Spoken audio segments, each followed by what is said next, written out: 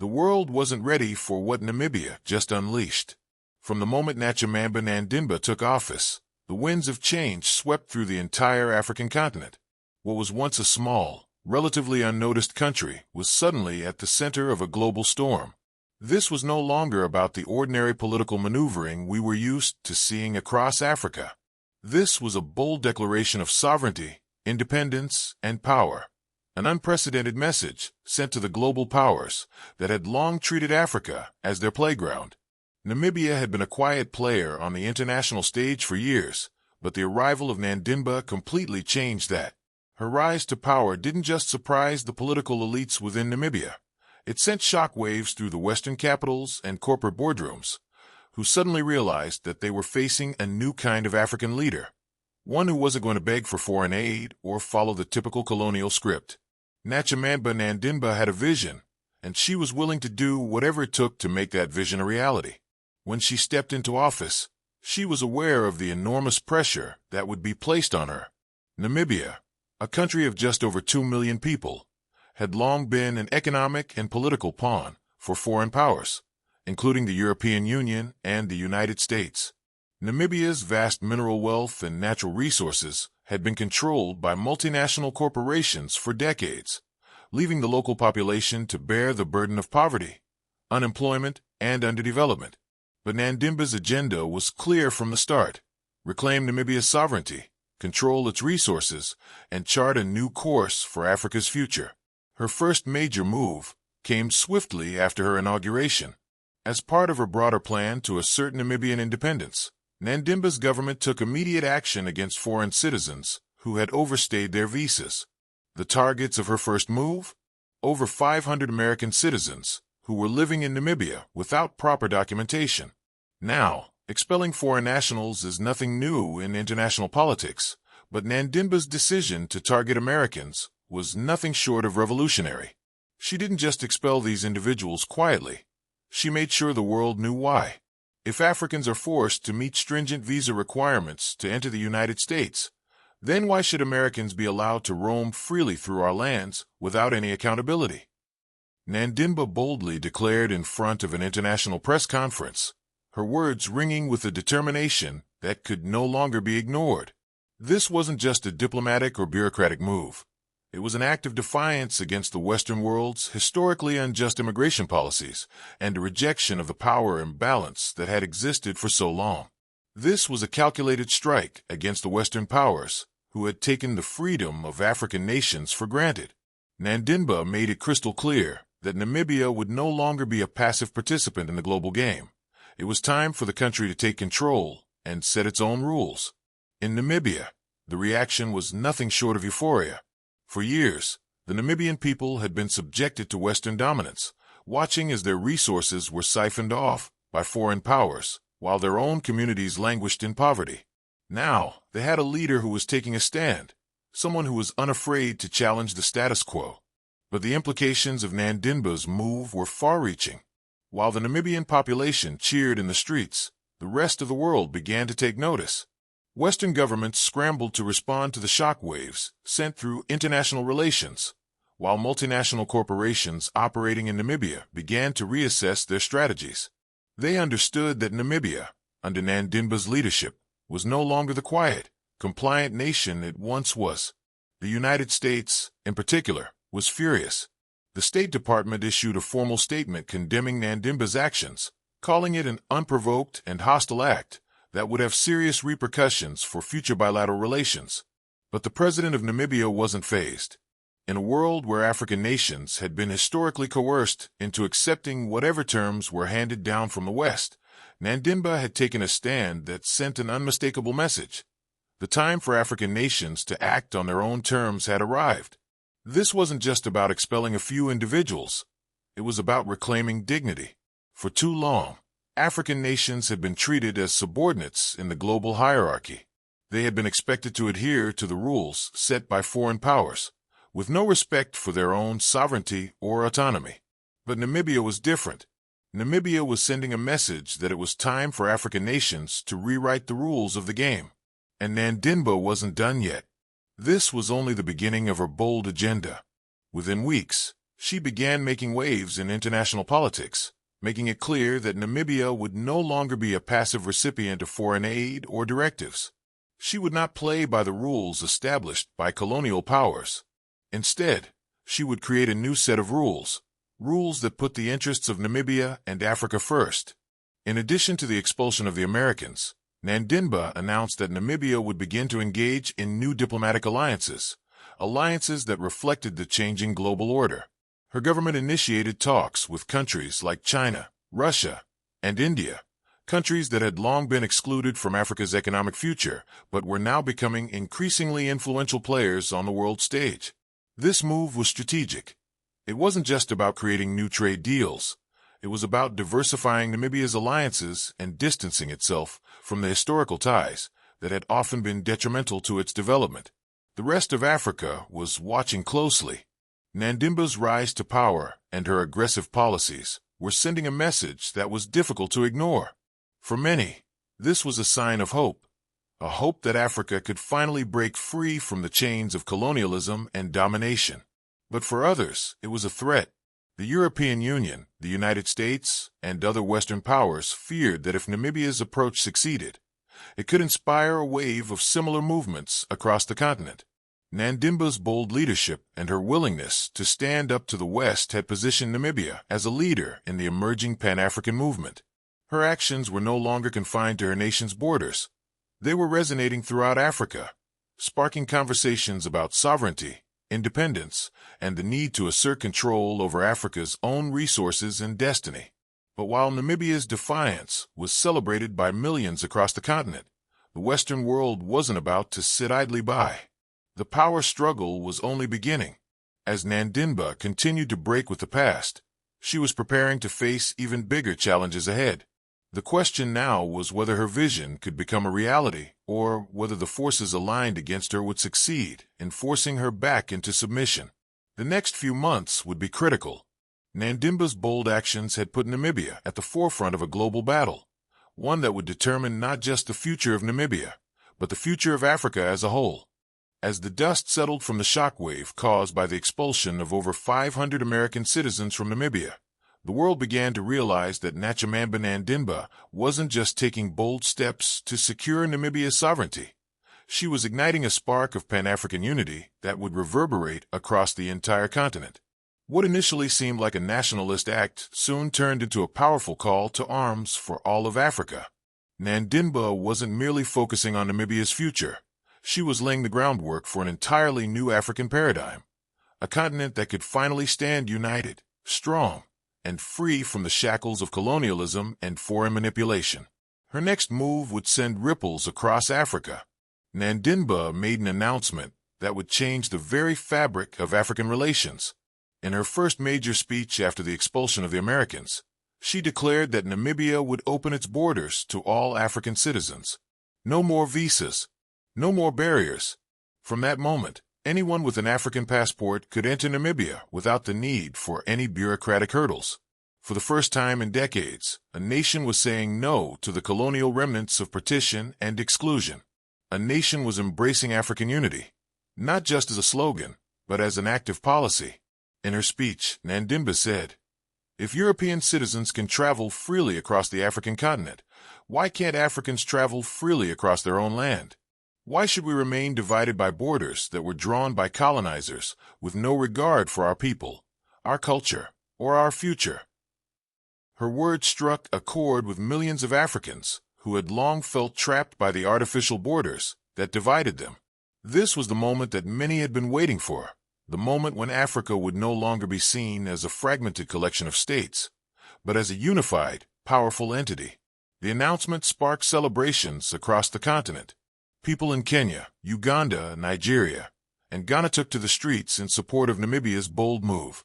For the first time in history, an African leader had taken concrete steps toward breaking down the barriers between African nations.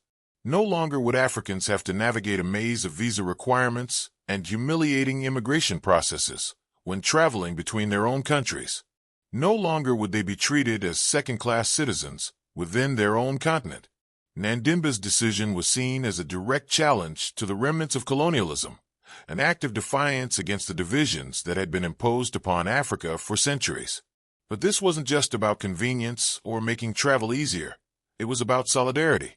It was about a vision of Africa that wasn't just about borders on a map, but about shared history, shared struggles, and a shared future. By removing the visa requirement for all African citizens, Nandinba was laying the foundation for a new African identity. She was signaling that Africa's destiny wasn't to be controlled by the whims of foreign powers, but by the collective will of its people. For many, this was a deeply emotional moment. The colonial legacy had left scars that ran deep, and the divisions it created between African nations had kept the continent from realizing its full potential. The creation of artificial borders, often drawn with little regard for tribal, cultural, or ethnic realities, had been one of the greatest crimes committed by the colonial powers. These borders had not only separated people, but they had also divided resources, families, and entire communities. Nandinba's move was a direct repudiation of that legacy. She wasn't just opening Namibia's borders. She was opening the door to the possibility of a new Africa, one where unity, collaboration, and collective strength would take precedence over division, isolation, and subjugation. Namibia's message was clear. Africa no longer had to be a fractured continent, struggling for crumbs from the tables of foreign powers. It was time to build a continent of equals, where the people of Africa could move freely, trade freely, and live without fear of the artificial divisions imposed by colonizers. The impact of Nandinba's announcement extended far beyond the borders of Namibia.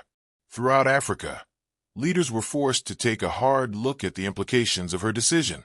Could this bold move set a new precedent for African unity? Could other nations follow suit and begin dismantling the borders and divisions that had been entrenched for so long? The African Union, a regional body that had been unable to unite the continent effectively for decades, now found itself under immense pressure to act. Critics of the Union's leadership pointed to Namibia's actions as an example of what true African leadership could look like. Many argued that the African Union's bureaucratic inertia and lack of decisive action had left a power vacuum that countries like Namibia were now filling. Nandinba's boldness had set the stage for a new African era, one in which Africa no longer waited for permission from the West to act. Meanwhile, the Western powers took notice, but not in a good way. In the corridors of power in Brussels, Washington, and London, the news of Namibia's new visa policy was met with alarm. If other African countries followed suit, it would mean the beginning of the end for the colonial structures that had been so carefully maintained by the West. For decades, Western nations had relied on the fragmentation of Africa to keep it in a state of perpetual dependence. The notion of a united, sovereign Africa was a direct threat to the order that had served the interests of Western powers for so long. Diplomatic cables between Western capitals and their embassies in Africa were filled with concern. Would other African countries follow Namibia's lead? Would the African Union finally embrace unity as a viable option? Could the long-anticipated Pan-African dream actually become a reality? In response to these growing concerns, Nandinba continued to advance her agenda with confidence. She knew that the road ahead wouldn't be easy. The Western powers weren't going to sit back and let Namibia, let alone Africa, unite and assert its sovereignty without a fight. But Nandinba wasn't interested in playing the diplomatic game by their rules. Her government had already signaled that it would no longer engage in the kind of tokenistic diplomacy that only served to placate the West. Instead, Nandinba was pursuing a strategy of bold, unapologetic actions that would force the international community to deal with Africa on Africa's terms. Namibia's bold vision of African unity was more than just an idea. It was a new reality being forged on the ground. The removal of visa barriers was just the first step in a broader strategy to break down economic, social, and political barriers between African nations. Nandinba's government had already begun working with neighboring countries to establish economic partnerships, trade agreements, and mutual defense pacts. She wasn't waiting for the African Union to take action. She was leading the charge herself. The people of Namibia, along with millions of Africans across the continent, saw Nandinba as a beacon of hope. She had done what few African leaders had dared to do. She had placed Africa's interests at the center of her political agenda. No longer would Africa be relegated to the periphery of global politics. No longer would its people be forced to live in the shadow of foreign influence. The era of African subjugation was over. The era of African self-determination had begun. If the expulsion of foreign citizens and the visa reform weren't enough to send shockwaves through the international community, Nandimba's next move shattered the status quo entirely. The global powers had already been on edge after her bold stance on African unity. But what came next was something that no one could have predicted. Namibia was no longer going to be a mere supplier of raw materials for the West's insatiable appetite. Under Nandimba's leadership, Namibia was set to take back control of its resources, and it was willing to face whatever came its way to protect its wealth. One of the major sources of wealth in Namibia is its oil and natural gas reserves. For years, foreign corporations, including giants like Total, Shell, and ExxonMobil, had controlled the exploration and exploitation of these resources, with little regard for the Namibian people. These companies had made billions of dollars, but the people of Namibia had seen almost none of the profits. This situation wasn't unique to Namibia. It was the reality across much of Africa, where foreign powers and multinational corporations had long taken advantage of the continent's vast natural resources. But Nandimba was not content with the status quo. She was determined to change it, no matter the cost. Shortly after taking office, Nandimba made a controversial announcement that stunned the world. The Namibian government, under her leadership, would take full control of the country's oil and gas sectors. This was no symbolic gesture. It was a concrete move to end the exploitation of Namibia's resources by foreign corporations. In a speech that resonated across Africa, she declared, "Our resources are not for foreign exploitation. They belong to the people of Namibia, and they will be used for the benefit of our people, not to line the pockets of foreign corporations." The news was met with mixed reactions. On one hand, many Namibians cheered the decision, seeing it as a long-overdue move to take control of their own destiny. For years, the Namibian people had been forced to watch as their land and resources were extracted by foreign companies that paid little attention to the country's needs or welfare. The government's decision to nationalize the oil and gas sectors was a declaration that Namibia would no longer be a colony in all but name. But on the other hand, the reaction from the global powers was less enthusiastic. Corporations like Total and Shell immediately began lobbying to reverse the decision. They called on their governments to apply pressure on Nandimba's administration, threatening to cut off foreign investment and support. For these companies, the idea that a nation could seize control of its resources without their consent was nothing short of an existential threat to the way they had been operating in Africa for decades. They had relied on African governments' weakness and dependence to extract natural wealth without giving much in return. But under Nandimba, Namibia was taking a stand, and the world was watching. Nandimba, however, was unyielding. She refused to back down, making it clear that Namibia would not be intimidated by corporate giants or foreign governments. "We are taking back what is rightfully ours. The time of exploitation is over," she said. Her decision to nationalize the oil sector was not just about economic control. It was about dignity. It was about restoring the power to the people who had lived under the yoke of foreign exploitation for too long. But this move wasn't without its consequences. Western governments, led by the United States and European Union, immediately issued warnings to Namibia. They threatened to impose sanctions or cut off aid if Namibia didn't reverse its decision. The international community rallied behind the interests of the oil corporations, urging Nandimba to reconsider her stance. They argued that the move would destabilize the country's economy, drive away investors, and cripple its development. But Nandimba, a woman who had already stood up to the might of the West, was not intimidated. She didn't view foreign aid as a favor. It was a tool for control, a means of keeping African countries in a perpetual state of dependence. She wasn't interested in continuing that cycle. Her vision was clear. Namibia's resources would be used to build Namibia's future, not the future of foreign powers. As part of her strategy to take control of the country's natural wealth, Nandimba also announced a nationalization of the mining sector, another major source of wealth. Namibia's vast mineral resources, including uranium, diamonds, and rare earth metals, had long been under the control of foreign companies. But Nandinba made it clear that this would no longer be the case. She began reviewing all existing contracts with foreign companies, intending to renegotiate them to ensure that Namibia received a fair share of the profits. The global response to Nandinba's economic sovereignty agenda was swift and aggressive. Countries like the United States and the United Kingdom, whose companies had long profited from Africa's resources, immediately issued harsh warnings. They claimed that Namibia's actions would lead to a collapse of its economy and destroy investor confidence in Africa.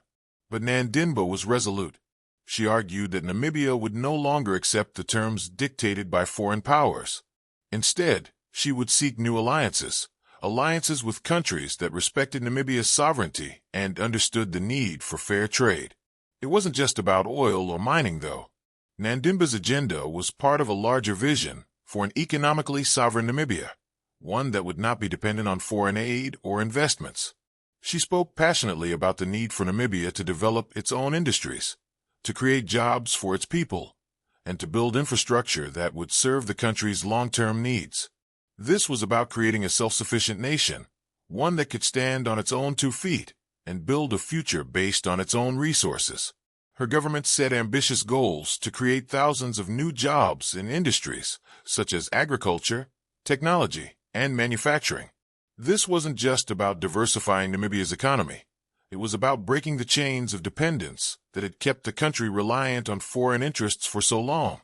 Nandinba was focused on creating a sustainable economy that could weather the storms of global economic crises and political turmoil. For Namibia, the stakes couldn't have been higher. The country was standing at a crossroads. Would it continue to live under the thumb of foreign powers, or would it rise up and take control of its own destiny? Under Nandinba, Namibia had chosen the latter.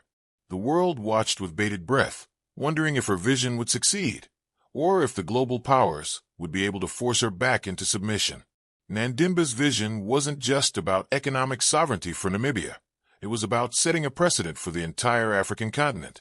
She was leading by example, showing other African nations that it was possible to take control of their resources and break free from the cycle of exploitation. Namibia's actions were a beacon of hope for millions across Africa who had long suffered under the weight of foreign control. But the battle was far from over. As Namibia moved forward with its plans to nationalize its resources and build an independent economy, it would face fierce opposition from the global powers who had long benefited from Africa's subjugation. The question now was whether Namibia's vision of economic sovereignty would survive the pressures it was about to face, or whether the forces of colonialism, both foreign and domestic, would succeed in undermining it. The bold steps taken by Namibian Nandinba to reclaim Namibia's resources and assert the nation's sovereignty were only part of her vision. The real core of her administration was not only about economic and political independence. It was about healing historical wounds and reclaiming the dignity of a people long oppressed by colonial powers. As much as the West feared her economic nationalism, they had underestimated just how deeply Nandinba's presidency resonated with the people of Namibia and with millions across Africa. While the global media focused on her economic reforms and international confrontations, Nandinba's personal commitment to addressing Namibia's painful history was unfolding in ways that were equally revolutionary. In one of her most symbolic acts as president, she set her sights on a matter that had been ignored by both the Namibian government and the international community for decades: the brutal genocide of the Herero and Nama peoples by German colonial forces between 1904 and 1908. The genocide, one of the first of the 20th century, resulted in the deaths of tens of thousands of Herero and Nama people.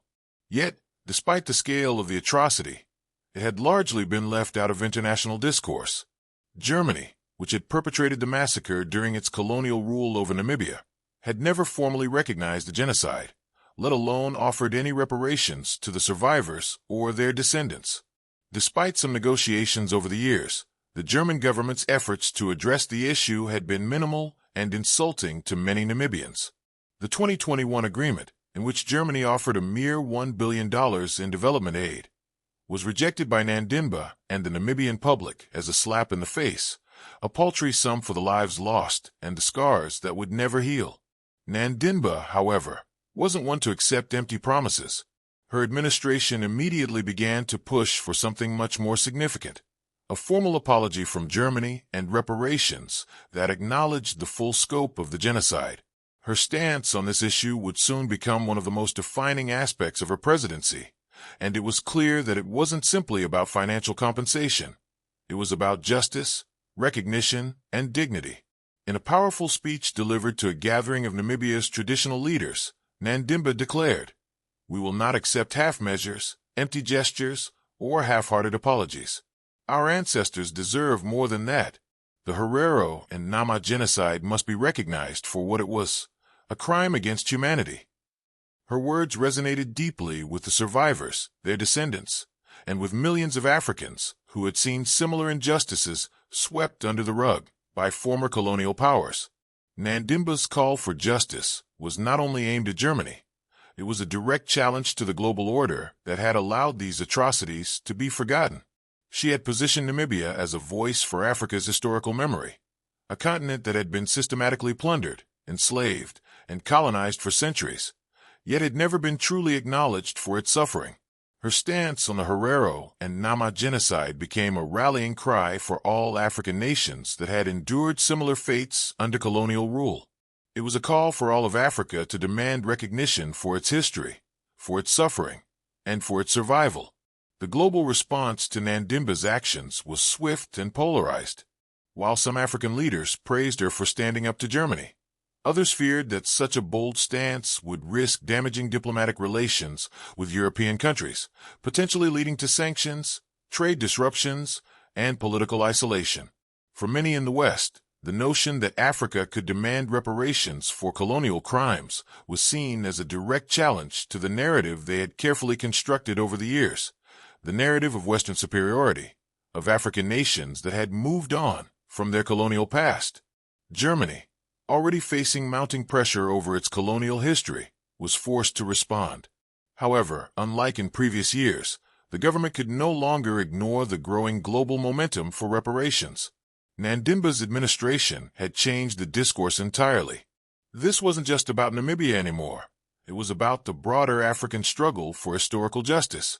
Nandimba's call for reparations was shaking the foundations of the global political system, forcing European powers to finally confront the atrocities committed during their colonial rule, not just in Namibia but across the entire continent. The fight for justice was not only political, it was deeply personal for Nandimba. Born into a family that had suffered the scars of Namibia's colonial past, she had inherited the pain and the burden of her people's history. Her commitment to this cause was not just one of political strategy. It was a deeply emotional and moral imperative. For Nandimba, the genocide of the Herero and Nama peoples wasn't something that could be swept under the rug. It was a wound that had to be acknowledged, and a crime that had to be recognized before Namibia could move forward. Her efforts were not limited to international diplomacy. Within Namibia, Nandimba began a nationwide campaign to raise awareness about the genocide and its continuing impact on Namibian society. Schools, universities, and public institutions were tasked with incorporating this dark chapter of history into the curriculum. Nandimba believed that for Namibia to heal, the truth about its past needed to be taught to the next generation. Our history is not something we can be ashamed of. It is something we must own, something we must honor, she said during an address to students and educators in Windhoek. While Nandimba's commitment to justice was unwavering, it was clear that she faced significant opposition. Germany, unwilling to fully acknowledge the extent of its colonial crimes, tried to downplay the issue, proposing symbolic gestures rather than meaningful reparations. But Nandimba wasn't swayed. She rejected Germany's offer of $1 billion as an insult, insisting that the people of Namibia deserved more than mere crumbs. This wasn't just about money. It was about reclaiming Namibia's narrative. For too long, African history had been written by the colonizers, their crimes glossed over and forgotten. Nandimba was determined to change that. Her call for reparations was part of a broader movement to rewrite Africa's history, not as the dark continent of colonial myth, but as a proud, resilient continent that had survived centuries of exploitation and had emerged stronger as a result. The battle for reparations wasn't just about Namibia. It was about Africa's collective memory.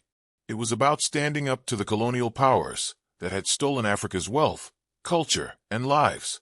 It was about reclaiming the dignity that had been taken away and demanding that Africa's history be recognized on its own terms.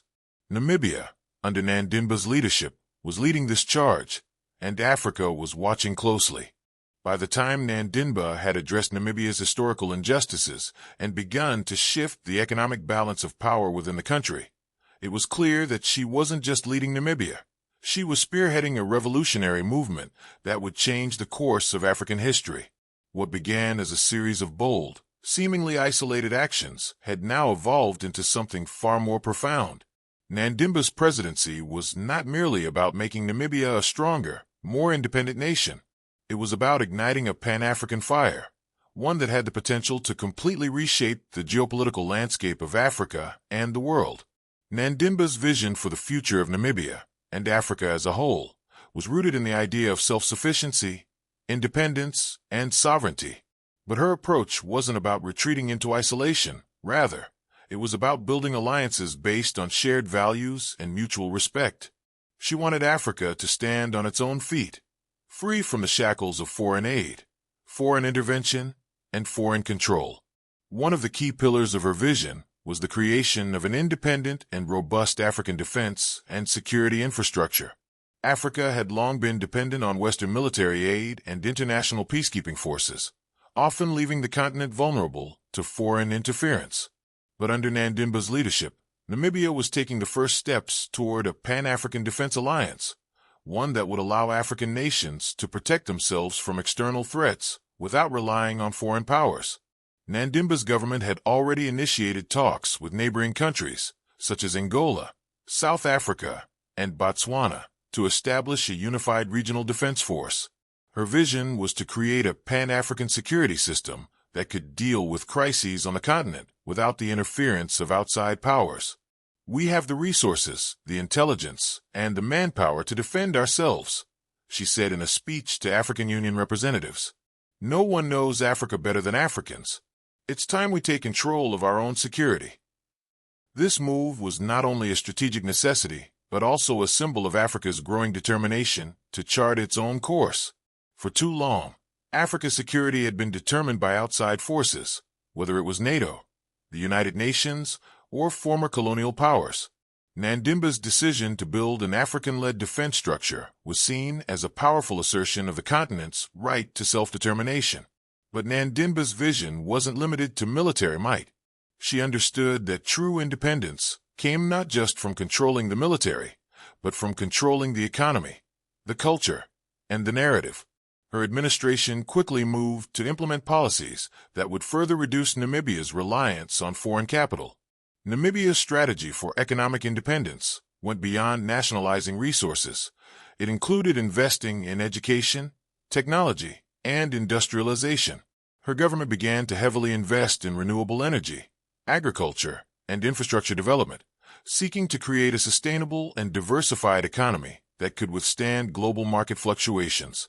By focusing on technology and innovation, Nandimba aimed to position Namibia as a leader in Africa's technological renaissance. She wanted Namibia to be a place where African innovation could thrive, not just in tech, but across every sector, from agriculture to manufacturing to clean energy. Education played a central role in Nandimba's long-term vision. She believed that Africa's greatest resource was its people, and in order for Namibia to succeed, it needed to invest in its youth. Her administration launched a national campaign to promote education and skills development, with a particular focus on science, technology, engineering, and mathematics (STEM). This wasn't just about producing graduates who could work in foreign corporations. It was about creating a new generation of Africans who could build the future of their own continent. Nandimba's education reforms were accompanied by a cultural renaissance. She emphasized the importance of African heritage, encouraging Namibians to take pride in their history and traditions. Through public campaigns, school programs, and media initiatives, she promoted African culture as a vital part of the nation's identity. She saw culture as a key element in Africa's independence, a way to restore dignity to a continent that had been robbed of its cultural legacy by centuries of colonialism.